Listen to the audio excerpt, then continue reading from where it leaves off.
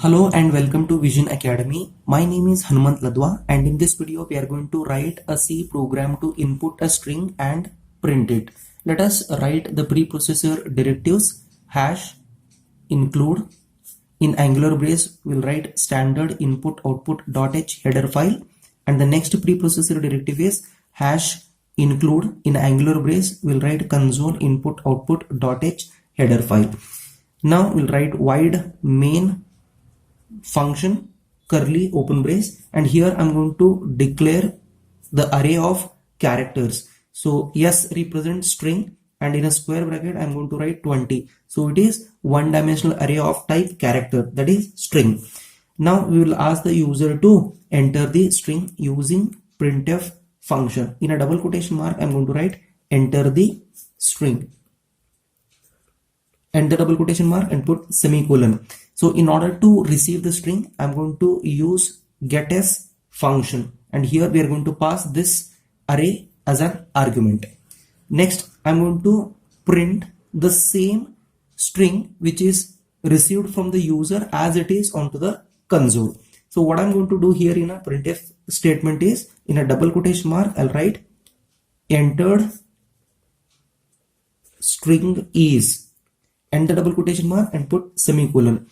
So in order to print the string onto the console, we are going to write put yes, that is put string, and then I'm going to pass yes, that is array of characters. Next I'll write get ch function and curly closing brace. So let us take an example. Here I'm going to write output. Once we compile and run this program, it will ask the user to enter the string. Enter the string. Now I'm going to enter name called Kasturi. It's my mother's name.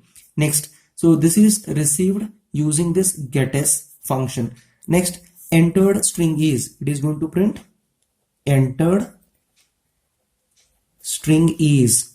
So it will be printing the same name as it is. So let us run this program. For that, I will take you to my laptop screen. Here you can see I have already written this program in Turbo C++ compiler. To save your time, let us compile this program by pressing Alt F9. Here it is showing success, that indicates there is no error. I'll press enter. Let us run this program by pressing Ctrl F9.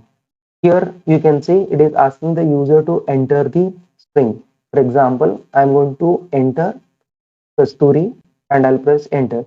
Here you can see it is printing once again the same entered string. Entered string is Kasturi. I hope you understood this program. If so, please write down in the comment box as understood. Thank you.